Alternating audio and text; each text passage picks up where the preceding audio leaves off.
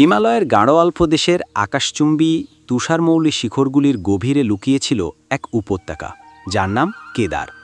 শত শত বছর ধরে এই উপত্যকা ছিল প্রায় বিস্মৃত।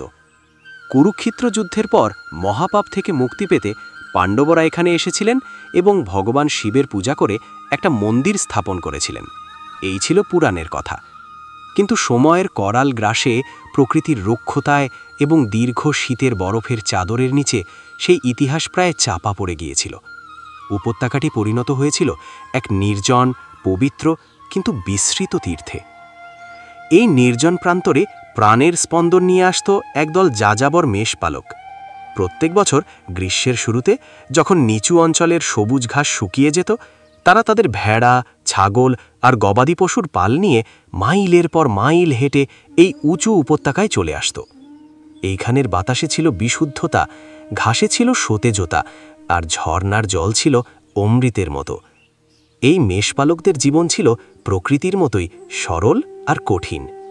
তাদের নেতা ছিলেন কৈলাসনাথ, একজন বয়োবৃদ্ধ আর অভিজ্ঞ মানুষ, যার মুখে সব সময় থাকত পাহাড়ের মতো দৃঢ়তা আর চোখে থাকত আকাশের মতো গভীর প্রশান্তি। তারই দলের এক তরুণ, কৌতূহলী আর সাহসী মেষপালক ছিল ভৈরব। তাদের পালের মধ্যে একটি গাভী ছিল অন্যদের চেয়ে আলাদা, ধবধবে সাদা, শান্ত স্বভাবের এবং মায়াবী চোখের এই গাভীটির নাম তারা দিয়েছিল গৌরী। গৌরী ছিল সবার প্রিয়। কিন্তু সে বছর এক অদ্ভুত ঘটনা ঘটতে শুরু করল। প্রতিদিন সন্ধ্যায় যখন সব পশু চারণভূমি থেকে ফিরে আসত, দেখা যেত গৌরীর বাট দুধে পূর্ণ থাকার বদলে একদম খালি। প্রথম কয়েকদিন কেউ ব্যাপারটা তেমন গুরুত্ব দেয়নি। তারা ভাবত হয়তো গৌরী কোনো ঝোপের আড়ালে নিজের বাছুরকে দুধ খাইয়ে আসছে। কিন্তু তাদের পালে তো কোনো বাছুরই ছিল না। দিনের পর দিন একই ঘটনা ঘটতে থাকায় কৈলাসনাথের কপালে চিন্তার ভাঁজ পড়ল। দলের অন্যরাও উদ্বিগ্ন হয়ে উঠল। তাদের সীমিত আয়ের উৎস ছিল পশুপালন এবং দুধ বিক্রি। গৌরীর দুধ না দেওয়াটা তাদের জন্য শুধু একটা রহস্য ছিল না, ছিল এক প্রকার ক্ষতিও। তারা আলোচনায় বসল। কেউ বলল হয়তো কোনো বন্য প্রাণী লুকিয়ে দুধ খেয়ে নিচ্ছে। অন্যরা বলল এই উপত্যকায় এমন কোনো প্রাণীই নেই যে একটা জীবন্ত গাভীর বাট থেকে দুধ খাবে। ভৈরবের মন এই সাধারণ ব্যাখ্যা মানতে পারছিল না। তার মনে হচ্ছিল এর পেছনে লুকিয়ে আছে গভীর কোনো রহস্য। সে প্রস্তাব দিল, আমি আগামীকাল সারা দিন গৌরীর উপর নজর রাখব। সে কোথায় যায়, কি করে, সব আমি দেখব। কৈলাসনাথ ভৈরবের প্রস্তাবে রাজি হলেন। তিনি ভৈরবকে বললেন, সাবধানে থেকো। এই পাহাড় কেবল পাথর আর বরফের স্তূপ নয়, এরও আত্মা আছে। কোনো কিছু অস্বাভাবিক দেখলে ভয় না পেয়ে শ্রদ্ধা নিয়ে পর্যবেক্ষণ করো। পরদিন ভোরে সূর্য যখন সবেমাত্র পর্বতের শিখরগুলিকে সোনালি রঙে রাঙিয়ে তুলেছে, ভৈরব তার লাঠি আর সামান্য কিছু শুকনো খাবার নিয়ে গৌরীর পিছু নিল। গৌরী অন্য পশুদের সাথে চেনা পথে না গিয়ে এক অজানা দুর্গম পথের দিকে এগিয়ে চলল। পথটি ছিল পাথুরে এবং ঝোপঝাড়ে পূর্ণ। ভৈরব কিছুটা দূরত্ব বজায় রেখে সাবধানে তাকে অনুসরণ করতে লাগল। ঘণ্টার পর ঘণ্টা কেটে গেল। উপত্যকার গভীরে এক নির্জন স্থানে এসে গৌরী থামল। জায়গাটা ছিল অদ্ভুত সুন্দর। চারিদিকে রোডোডেনড্রনের ঝোপ আর মাঝখানে একখণ্ড সবুজ ঘাসের জমি। কিন্তু ভৈরবের চোখ আটকে গেল অন্য একটি জিনিসে। সবুজ ঘাসের মাঝখানে জেগেছিল এক বিশাল, শ্যাওলা ধরা, অদ্ভুত আকৃতির কালো পাথর। পাথরটা দেখতে অনেকটা ষাঁড়ের পিঠের কুজের মতো। তার চারপাশে এক অদ্ভুত নিস্তব্ধতা ও পবিত্রতার আবহাওয়া বিরাজ করছিল। ভৈরব একটা বড় পাথরের আড়ালে লুকিয়ে পড়ল। সে দেখল গৌরী ধীরে ধীরে সেই কালো পাথরের কাছে এগিয়ে গেল। তারপর ঘটল সেই অলৌকিক ঘটনা, যা ভৈরবের জীবনের গতিপথ চিরদিনের জন্য বদলে দিল। গৌরী পরম মমতায় সেই পাথরের উপর মাথা ঘষতে লাগল এবং কিছুক্ষণ পর অন্য পাশ থেকে তার নিজের বাট থেকে দুধের ধারা নামতে শুরু করল।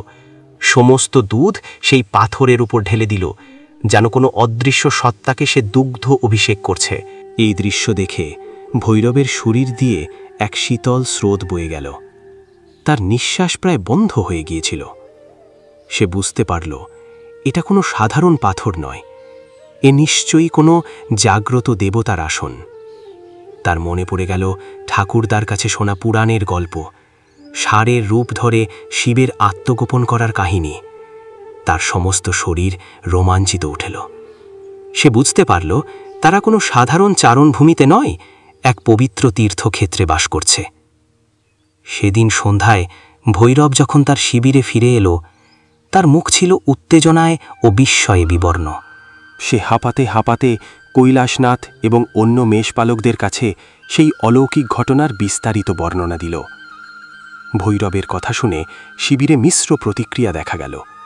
কেউ কেউ তার কথাকে অবিশ্বাস করে বলল এটা তার চোখের ভুল বা মনের কল্পনা। অন্যরা ভয়ে শিউরে উঠল। কিন্তু বৃদ্ধ কৈলাসনাথ ভৈরবের চোখের দিকে তাকিয়ে বুঝতে পারলেন সে সত্যি কথা বলছে। তার অভিজ্ঞ মন বুঝতে পারছিল যে এই পাহাড় তাদের কিছু একটা বলতে চাইছে। সেই রাতে কৈলাসনাথ এক অদ্ভুত স্বপ্ন দেখলেন।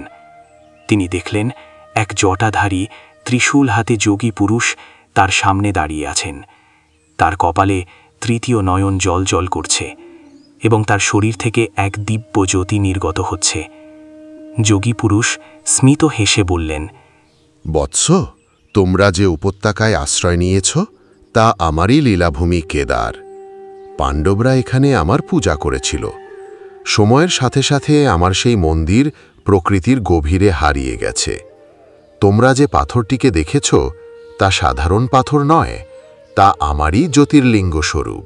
তোমাদের গাভী তার পূর্বজন্মের সংস্কারের কারণে আমাকে চিনে ফেলেছে এবং প্রতিদিন তার ভক্তির অর্ঘ্য নিবেদন করছে। তোমরা ভয় পেও না।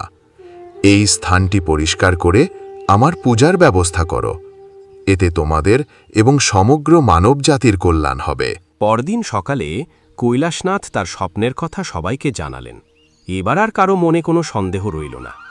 ভৈরবের দেখা অলৌকিক দৃশ্য এবং কৈলাসনাথের দৈব স্বপ্ন দুটো মিলে তাদের বিশ্বাসকে পাথরের মতো শক্ত করে দিল। তারা বুঝতে পারল এক মহান দায়িত্ব পালনের জন্য স্বয়ং ভগবান তাদের নির্বাচিত করেছেন। সেই দিনই মেষপালকদের পুরো দলটি ভৈরবের দেখানো পথে সেই পবিত্র স্থানে পৌঁছাল। গৌরীর দুগ্ধাভিষিক্ত সেই কুজ আকৃতির শিলাকে দেখে তারা সবাই ভক্তিভরে প্রণত হল। তাদের চোখে ছিল জল আর হৃদয়ে ছিল অপার কৃতজ্ঞতা। তারা সবাই মিলে সেই স্থানটি পরিষ্কার করার কাজে লেগে গেল। ঝোপঝাড় সরাতে গিয়ে তারা আবিষ্কার করল প্রাচীন এক কাঠামোর ধ্বংসাবশেষ, পুরনো পাথরের দেওয়াল, মন্দিরের ভিত্তিপ্রস্তর। তারা বুঝতে পারল পুরাণের কাহিনী সত্যি। এখানে সত্যিই এক বিশাল মন্দির ছিল। তাদের কাছে মন্দির পুনর্নির্মাণের মতো সামর্থ্য বা জ্ঞান ছিল না, কিন্তু তাদের ছিল অফুরান্ত ভক্তি। তারা আশেপাশে পাথর ও কাঠ দিয়ে সেই জ্যোতির্লিঙ্গকে ঘিরে একটি ছোট্ট, সাধারণ কিন্তু পবিত্র আশ্রয় তৈরি করল। তারা বুনো ফুল তুলে এনে পূজা শুরু করল। প্রতিদিন সকালে ও সন্ধ্যায় তারা সেখানে এসে ভজন গাইত এবং তাদের সরল বিশ্বাস নিবেদন করত। এই খবর ধীরে ধীরে পাহাড়ের ঢাল বেয়ে নিচের গ্রামগুলিতে ছড়িয়ে পড়ল। প্রথমে কৌতূহলী তীর্থযাত্রী, তারপর সাধু সন্তরা আসতে শুরু করলেন। মেষপালকদের এই আবিষ্কারের কথা দূর দূরান্তে পৌঁছে গেল। এর কয়েক বছর পর মহান ধর্মগুরু আদি শঙ্করাচার্য তার ভারত ভ্রমণের সময় এই স্থানের কথা জানতে পারেন এবং এখানে আসেন। তিনি মেষপালকদের সরল ভক্তি এবং এই স্থানের আধ্যাত্মিক শক্তি দেখে মুগ্ধ হন। তিনি এই স্থানে পাণ্ডবদের নির্মিত মন্দিরের ধ্বংসাবশেষের ওপর বর্তমান কেদারনাথ মন্দিরটি পুনর্নির্মাণ করেন এবং এটিকে দ্বাদশ জ্যোতির্লিঙ্গের অন্যতম হিসেবে স্থাপিত করেন। যদিও আজ কেদারনাথ মন্দির এক বিশাল এবং সুসংগঠিত তীর্থক্ষেত্র, কিন্তু এর পুনরাবিষ্কারের পেছনে লুকিয়ে থাকা একদল সরল মেষপালকের গল্প আজও স্থানীয় মানুষের মুখে মুখে ফেরে। সেই অভিশপ্ত বা বিস্মৃত উপত্যকা একদল সাধারণ মানুষের বিশ্বাস এবং ভক্তির জোরেই আবার পৃথিবীর মানুষের কাছে ভগবানের আপন দেশ হয়ে উঠেছিল। ভৈরব, কৈলাসনাথ এবং তাদের সঙ্গীদের নাম হয়তো ইতিহাসের পাতায় লেখা নেই, কিন্তু কেদারনাথের বাতাস, এখানকার প্রতিটি পাথর এবং মন্দিরের ঘণ্টাধ্বনি আজও তাদের সেই অমর গাথার সাক্ষ্য বহন করে চলেছে। এই কাহিনী আমাদের শেখায় যে ঈশ্বরের সন্ধান কেবল পুঁথিগত জ্ঞানে বা বিশাল আড়ম্বরে নয়, বরং প্রকৃতির প্রতি শ্রদ্ধা এবং হৃদয়ের সরল বিশ্বাসেও পাওয়া সম্ভব। কেদারনাথের পুনরাবিষ্কার তাই শুধু একটি মন্দিরের উন্মোচন নয়, তা ছিল মানবতার গভীরে লুকিয়ে থাকা ভক্তির শক্তিরই এক মহিমান্বিত প্রকাশ।